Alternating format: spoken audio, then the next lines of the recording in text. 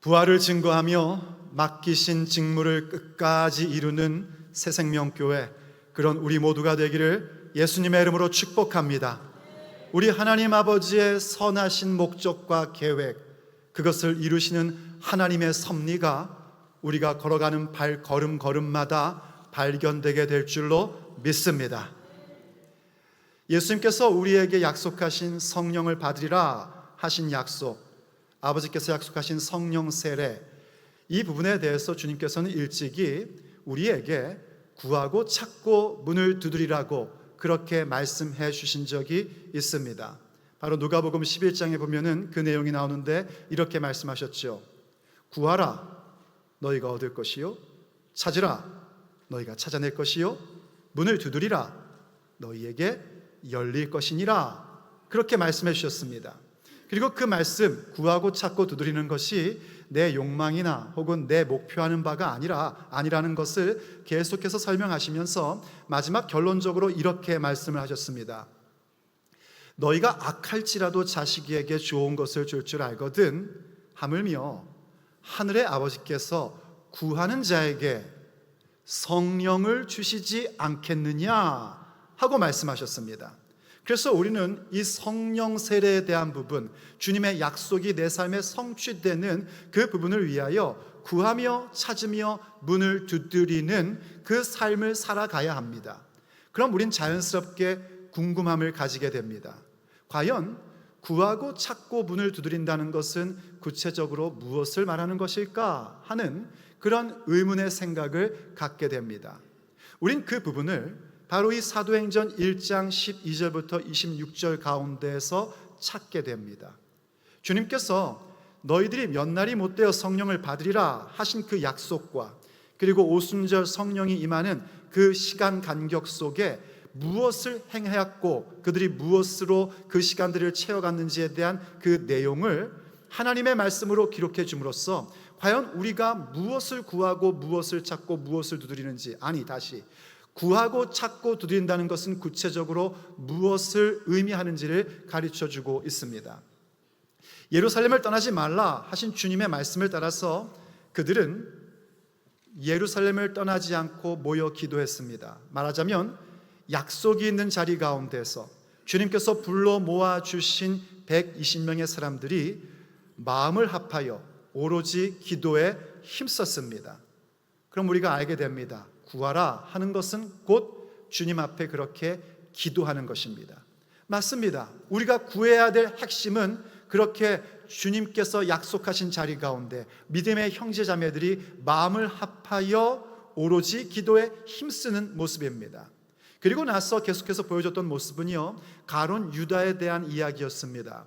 가룟 유다의 사건이 그냥 갑자기 일어난 사건이 아니라 바로 하나님의 말씀, 성경이 성취된 사건임을 우리에게 설명을 해줬습니다. 그러면서 우리에게 주신 메시지는 이러했습니다. 우리의 인생의 결과, 우리가 남기는 발자국은 과연 어떠한 결론으로 남겨야 할 것인가 하는 그런 도전의 말씀을 주셨습니다.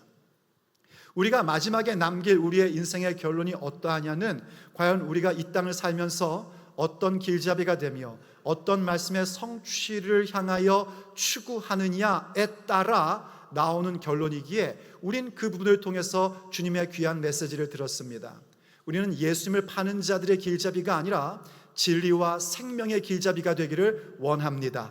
그리고 가룟 유다에게 성취되었던 불길한 말씀이 아니라 하나님이 우리에게 주신 선하신 말씀, 그 약속의 말씀, 그 복된 말씀의 성취를 추구하기로 결정했습니다. 그야말로 우리가 찾아야 될 것이 무엇인가? 하나님의 선하신 말씀이 성취되도록 우리의 삶을 구원, 생명, 진리의 길잡이가 되도록 추구하며 살아가는 것입니다. 그것이 바로 우리가 찾아야 될 부분입니다. 그럼 이제 남은 것은 무엇입니까? 문을 두드리는 부분입니다. 우리가 그렇게 약속과 약속의 성취라는 그 시간의 간격을 살아가며 기도하고 하나님의 말씀을 깨달아 선하신 말씀이 내게 성취되기를, 하나님의 약속의 말씀이 내게 성취되기를 갈망하면서 나아가는 말씀과 기도의 삶을 가졌다면 이젠 우리는 그 말씀과 기도의 능력을 가지고 움직여야 할 차례인 것입니다. 하나님께서 기뻐하시는 행동을, 삶의 모습을 실천해야 될 부분을 찾아가야 하는 겁니다.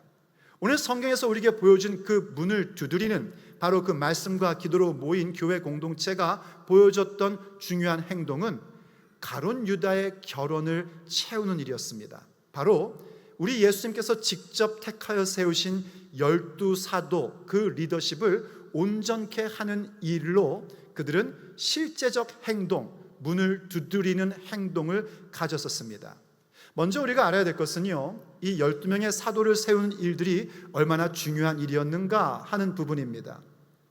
분명 중요한 일이기에 그것을 행하게 하셨고, 그리고 그것을 말씀에 기록하게 하셔서 우리에게 하나님의 말씀으로 주고 있는 것입니다. 왜 그토록 중요하냐면 이 12사도의 리더십이 세워진 것은 우리 예수님께서 직접 하신 것이기 때문입니다. 누가복음 6장에서 이미 벌써 많은 제자들 가운데에 12명을 세워서 사도라 불러주셨고, 누가복음 22장에 보면 그들의 역할이 무엇인지에 대해 주님이 직접 말씀하시는데 바로 이스라엘의 12지파를 다스리게 하는 자들이다 라고 말씀해 주셨습니다. 그때 이스라엘 12지파는 단순히 역사적 이스라엘만을 얘기하는 것이 아니라 교회인 우리들도 의미하는 것입니다. 그래서 에베소서 2장에 가보면은요, 우리가 유대인이든 이방인이든 전부 다 예수님으로 말미암아 하나님의 권속, 곧 하나님의 대가족이 되었음을 선언하는데 그게 어떻게 이루어지는가에 대하여 특별히 에베소서 2장 20절에서는 이렇게 얘기합니다.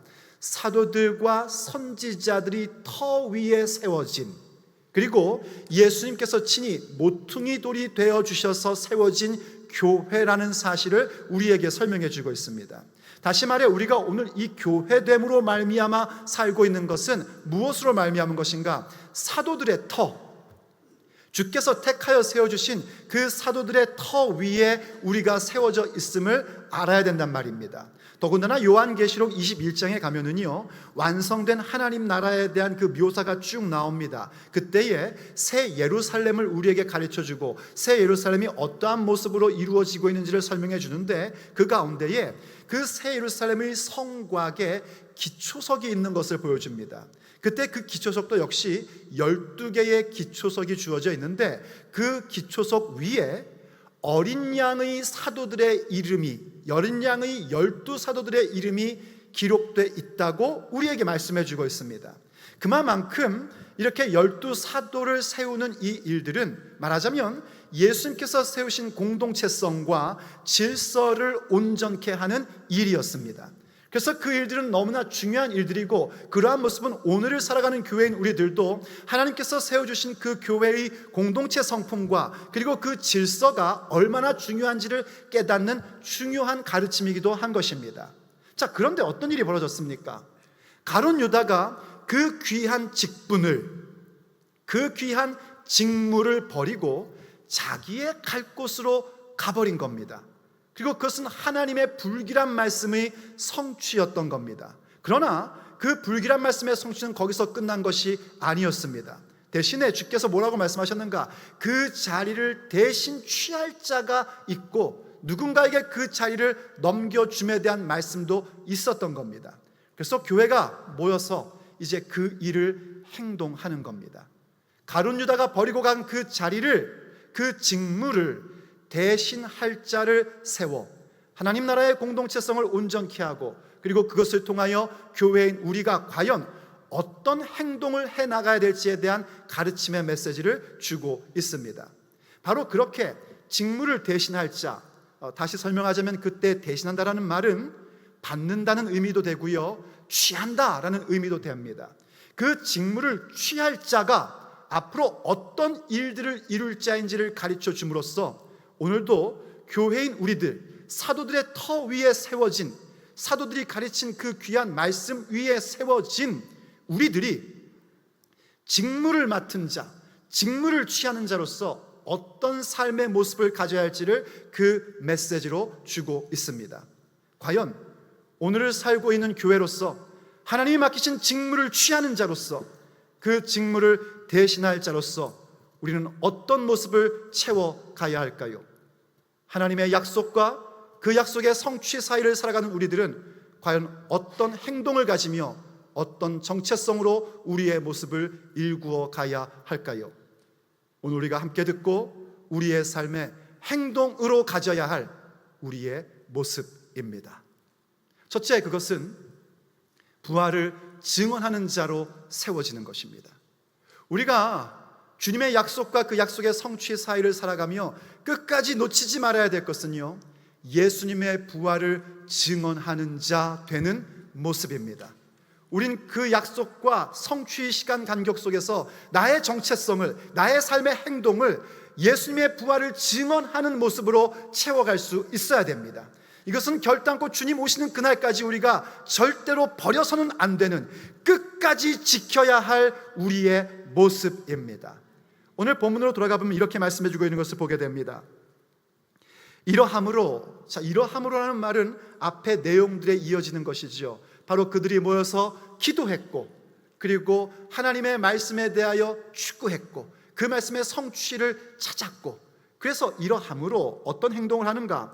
요한의 세례로부터 우리 가운데 올려져 가신 날까지 주 예수님께서 우리 가운데에 출입하실 때에, 예수님의 공생애를 한 문장으로 이렇게 집약하여 설명해 주고 있는 겁니다. 그때에 항상 우리와 함께 다니던 사람 중에 하나를 세워 우리와 더불어 예수님께서 부활하심을 증언할 사람이 되게 하여야 하리라 하고 이야기를 시작한 겁니다.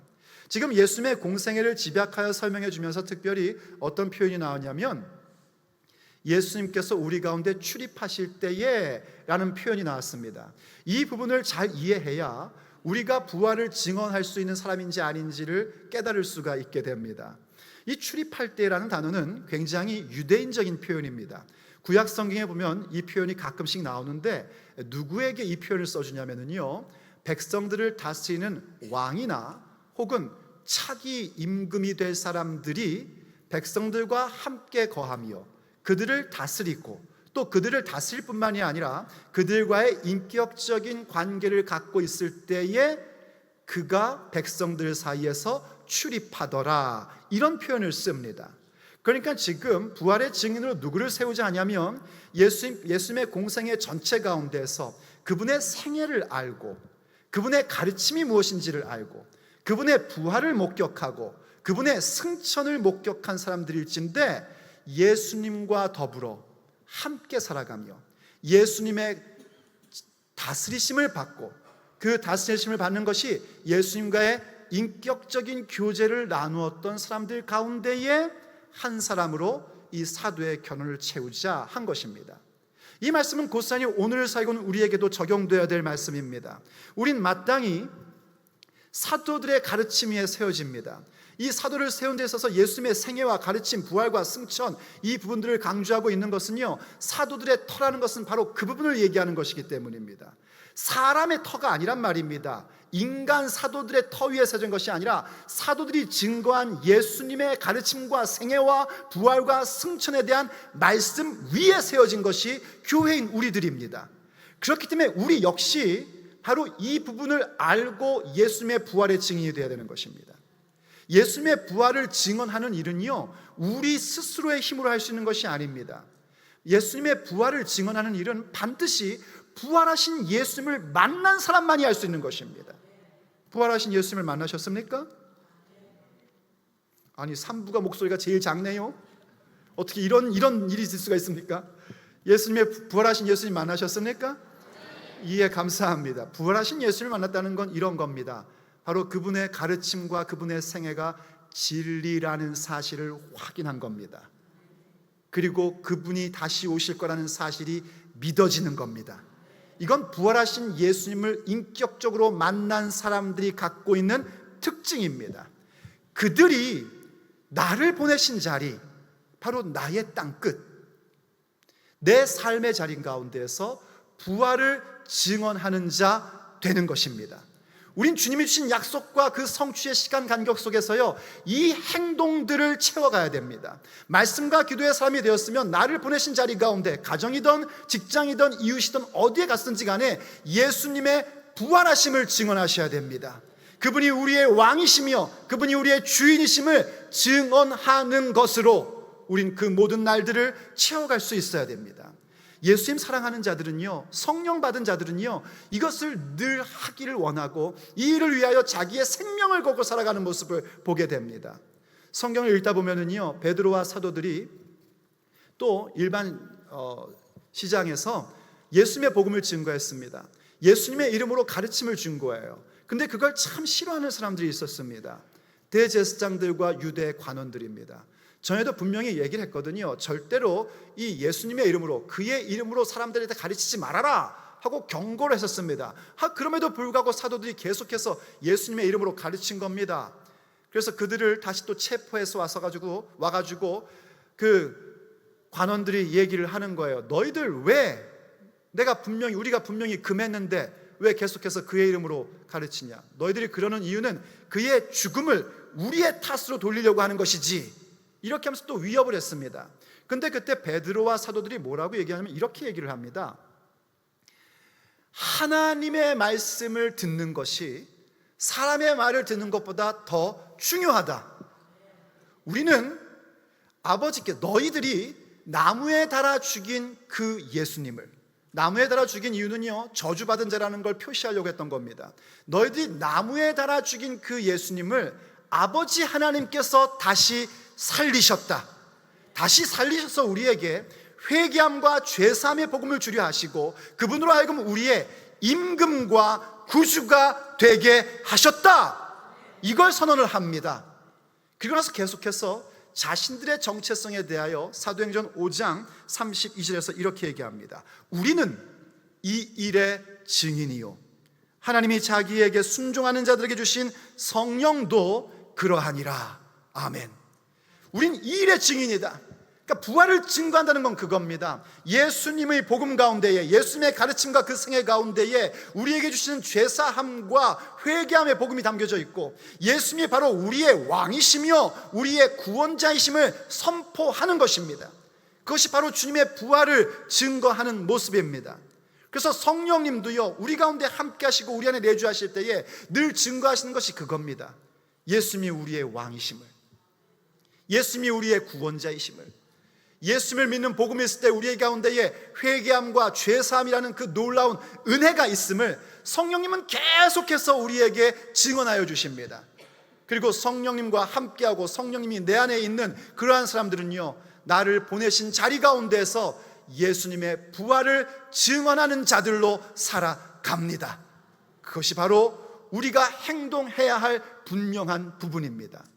그리고 그때 그렇게 나를 보내신 자리 가운데서 예수님의 부활을 증언하는 사람들은 또 어떻게 하는가? 주님께서 내게 맡기신 봉사의 자리를 끝까지 지켜가는 자가 됩니다. 그래서 두 번째, 직무를 취하는 자, 그 직무를 대신할 자란 어떤 사람들을 얘기하는 것인가? 봉사의 자리를 끝까지 지키는 사람입니다.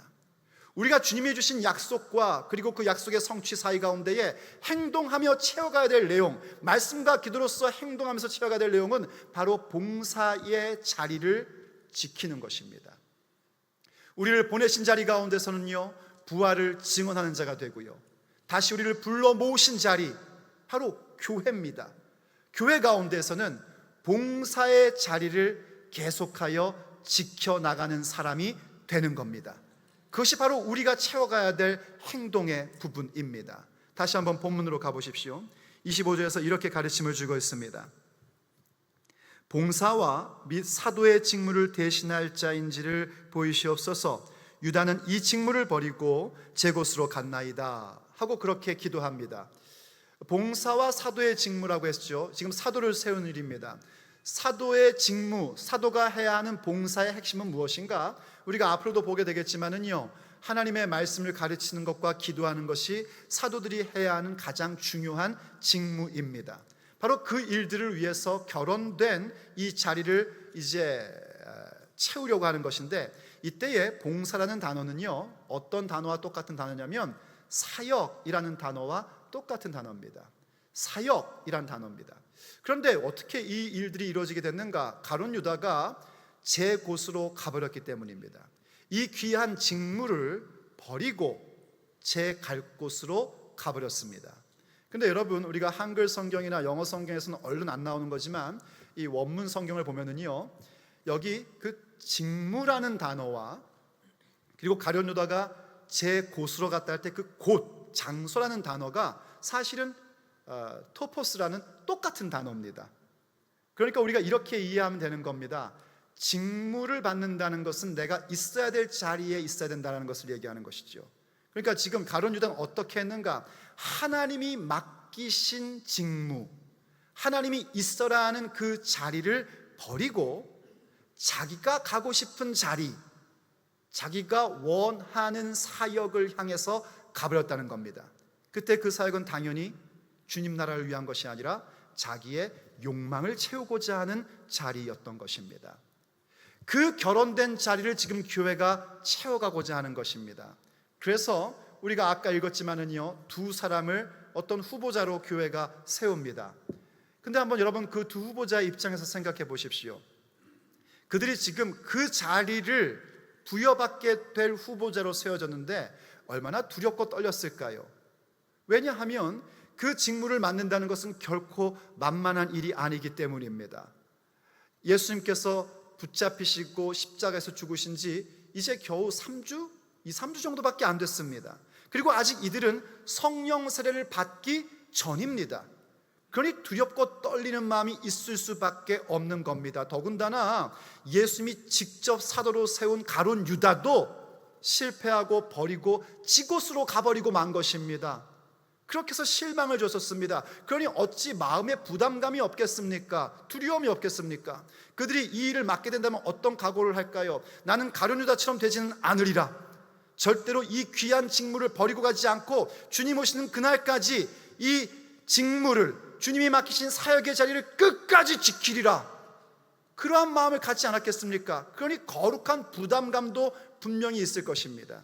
그렇기 때문에 이 주신 봉사의 자리를 끝까지 지키는 데에는 반드시 용기가 필요합니다. 믿음의 용기가 있어야 됩니다. 우리도 마찬가지입니다. 하나님께서 그 사도들의 터 위에, 그 말씀 위에 세워놓으신 교회인 우리들 역시 밖에 나가서는 예수님의 부활의 복음을 증언하는 자 되어야 됩니다. 그리고 주께서 불러 모아주신 교회에 모일 때는요, 주님께서 내게 맡기신 사역, 그 봉사의 자리를 끝까지 지키는 자가 되어야 됩니다. 그래서 우리 교회에서 사실 지난 7월인가요 8월인가에 바로 그 사역 박람회를 한 겁니다. 우리가 밖에 나가서 복음을 증거하는 것만으로는 하나님이 주신 약속과 그리고 그 성취의 사이 가운데 우리가 채워갈 행동이 온전치 않단 말입니다. 반쪽밖에 안 되는 거예요. 밖에 나가서는 부활의 복음을 전하고, 그리고 내가 속한 몸된 교회에 와서는 봉사의 자리를 지켜야만 온전히 주님께서 원하시는 삶의 행동을 채워가는 거란 말입니다. 그래서 여러분들에게 각각 사역팀에 들어가라고 얘기를 한 것이고, 여러분들은 아마 대부분 다 사역팀 가운데 있을 것입니다. 그럼 여러분, 예수님의 이름으로 권면하는데요, 그 자리를 끝까지 지키십시오. 1년에 한 번 하는 일이든 일주일마다 매주일 하는 일이든 주님이 내게 맡기신 그 봉사의 직무를, 봉사의 자리를 결단코 버리지 마십시오. 그 누구에게도 빼앗기지 마십시오. 교회에서 막 목사님이 제발 그만 좀 하시죠, 다른 사역 좀 해주시죠, 다른 분들도 해봐야 될 거 아닙니까? 그때까지 그 자리를 꽉 잡고 지키십시오. 왜냐하면 그것이 주님께서 우리에게 원하시는 모습이고 약속과 성취의 시간 간격을 채워가야 할 우리의 행동의 모습이기 때문입니다. 사역을 전혀 안 한다고요? 그렇다면 여러분 돌이키시고 어떤 사역이든지 동참하십시오. 그런데 그거 하는 것도요, 우리에겐 사실 믿음의 용기가 필요합니다. 왜냐하면 사역팀으로 사역하시는 분들은 해보셔서 알지 않습니까? 그냥 조용히 교회 다니면 아무도 나에게 아무 말도 안 합니다. 그냥 반갑다고 인사만 해주죠. 하지만 딱 어떤 사역팀에서 사역을 해보십시오. 그럼 그때부터 온갖 소리가 다 들려옵니다. 온갖 소리, 온갖 비난이 다 들어옵니다. 주방팀 같은 경우에는요, 뭐 오늘 국이 짜네, 싱겁네, 오늘은 잘했네, 못했네. 여러분 가운데 주방팀에 가가지고 정말 수고가 많다고, 너무나 감사하다고, 당신들이 그렇게 새벽부터 나와서 섬기고 봉사해서 우리가 이렇게 맛난 음식을 먹노라고 하며 감사와 축복을 해보신 적이 있습니까? 우린 거의 안 합니다. 당연히 일하는 줄 알고, 당연히 밥 먹는 줄 알고, 당연히 나는 짜다 맵다 싱겁다를 불평할 권리가 있는 것처럼 착각하며 그렇게 말합니다. 그게 사람입니다. 우리가 어떤 사역 가운데든지 그 소리를 듣게끔 되어 있습니다. 목사들도 마찬가지입니다. 하나님의 말씀을 대범하게 선포하면은요, 은혜 받았다는 말보다는 이런저런 다른 얘기를 더 많이 듣습니다. 사람들이 알아주지 않는단 말입니다. 사람들은 다 잊어버립니다. 그러나 여러분 걱정하지 마십시오. 우리 하나님은 기억하십니다. 우리가 하나님을 사랑하여 성도를 섬겼던 것, 그리고 지금도 섬기는 것, 하나님은 결단코 잊지 않으십니다. 그래서 히브리서 6장 10절 말씀을 통하여 우리에게 이렇게 가르침을 주고 있는 겁니다. 하나님은 불의하지 아니하사 잊어버리지 않으신단 말이에요. 잊어버리신다면 하나님은 불의하신 겁니다. 하지만 하나님은 불의하지 아니하사 잊어버리지 아니하십니다. 무엇을요? 너희 행위와 그의 이름을 위하여, 그분의 명예를 위하여 나타낸 사랑으로 이미 성도를 섬긴 것과 이제도 섬기고 있는 것을 잊어버리지 아니하시느니라. 아멘. 믿어주십니까? 우리 하나님은 결코 우리의 섬긴 것과 섬기고 있는 것을 잊지 않으십니다. 이때 주의할 것은요, and입니다. and. 섬긴 것과 섬기고 있는 것입니다. 이런 분들 있으시죠? 옛날엔 많이 섬겼어 내가, 지금은요 아무것도 안 해. 그거 아닙니다. 섬겼던 것과 그리고 지금도 섬기는 것을 주님은 잊지 않으십니다. 그러므로 동역자 여러분, 담대하십시오. 낙담하지 마십시오. 굳건히 서 계십시오. 주님께서 우리에게 의의 면류관을 허락해 주실 것입니다. 주인의 잔치에 즐거움으로 참여하게 해 주십니다. 그러므로 대범하게 주님이 주신 그 봉사의 자리를 지키는 자가 되십시오. 그것으로 약속과 그 성취의 시간 간격을 나의 행함으로 채워 가십시오. 주님께서 주신 성취가 무엇인지를 우리가 보게 될 것입니다. 그리고 한 가지 더 그때 우리가 깨달아야 될 것이 있습니다. 우리가 기도와 말씀을 통해서 어떤 행동을 해야 될지 깨닫게 되고, 그 행동이 다름 아니라 보내신 자리 가운데서는 예수님의 부활을 증언하는 자가 되고, 또 불러 모으신 자리 가운데서는 주신 봉사의 자리를 끝까지 지키는 자가 되는 이 모습을 가질 때에 우리는 한 가지 더, 그 모든 일들 속에 하나님의 섭리하심의 공간이 있다는 사실을 아는 자들이 되어야 됩니다. 그래서 세 번째, 직무를 대신할 자, 직무를 취하는 자는 어떤 자들인가? 섭리의 공간을 아는 자들입니다. 하나님의 섭리의 공간을 알고 그것을 인정하며 받아들일 줄 아는 사람들, 그 모습으로 우리는 우리의 그 시간 간격을 채워갈 줄 알아야 합니다. 다시 한번 본문의 내용을 생각해 보십시오. 이들이 참 잘했습니다. 정말 주님의 그 성령을 보내주시겠다는 그 약속과 성령 강림의 시간 간격 속에서 함께 모여 기도하고 말씀을 생각하며 말씀의 성취를 추구하고, 그뿐만이 아니죠. 베드로의 리더십을 그대로 받아들입니다. 베드로가 일어나서 모든 이야기를 할 때 그것을 따르죠. 그리고 신실한 120명의 성도들이요 함께 베드로의 말에 따라서 함께 동의할 수 있는 어떤 규정을 정합니다. 그리고 난 다음에 두 사람을 추천을 합니다.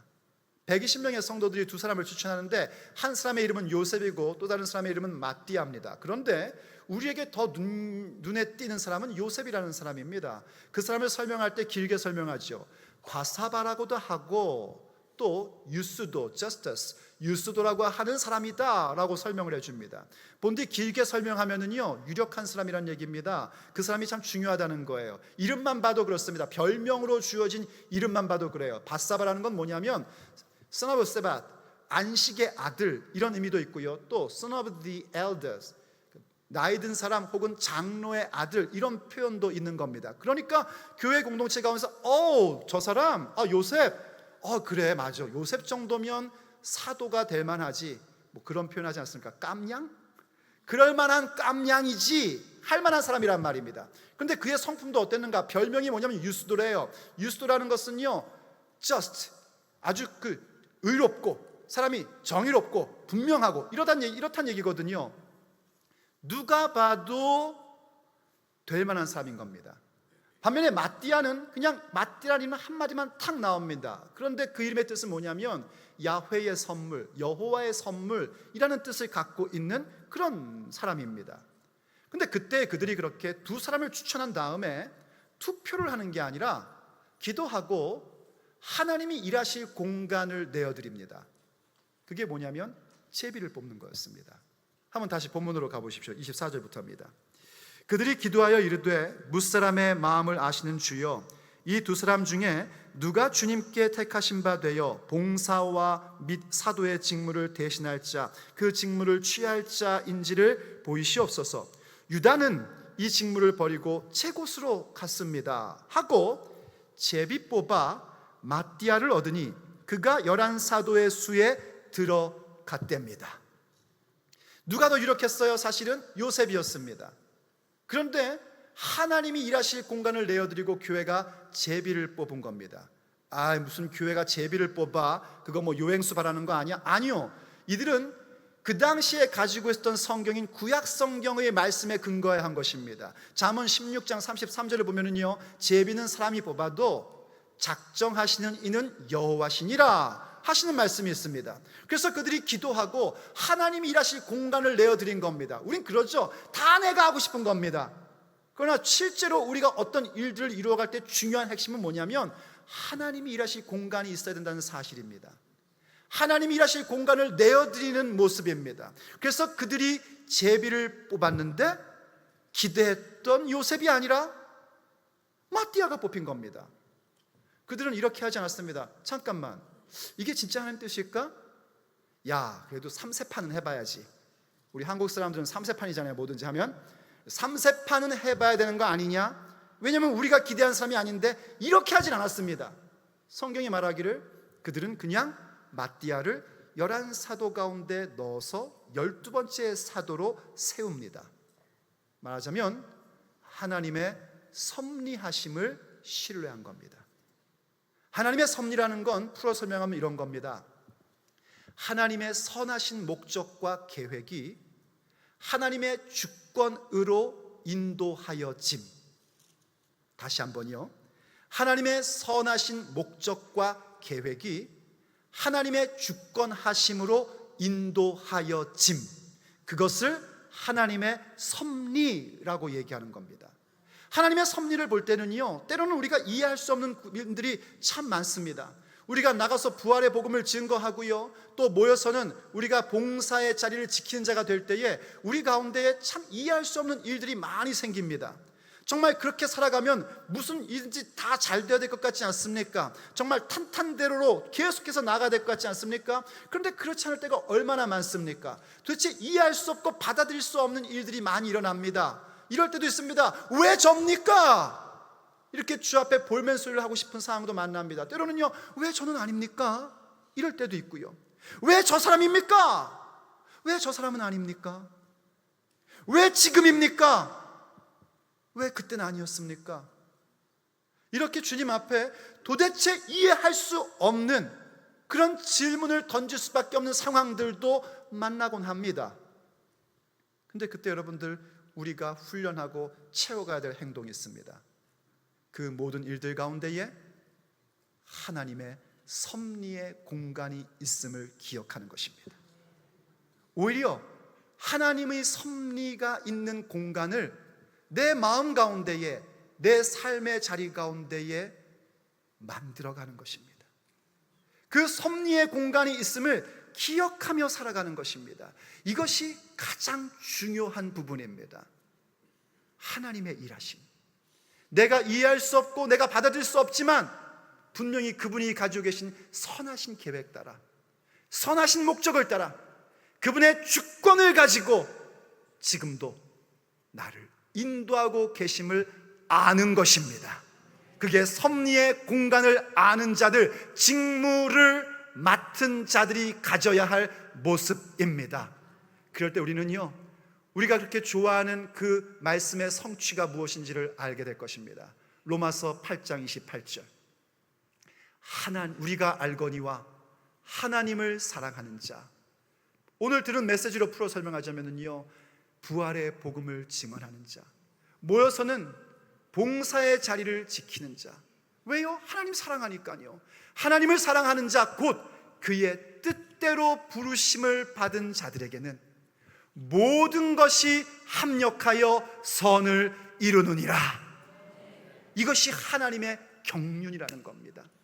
내가 받아들일 수 있고 이해할 수 있는 일들뿐만이 아니라 도대체 내가 받아들일 수 없고 도대체 내가 이해할 수 없고 왜요 라고 말하는 그 모든 일들까지도 합력하여 하나님의 선하신 목적, 하나님의 선하신 계획을 이루어 주십니다.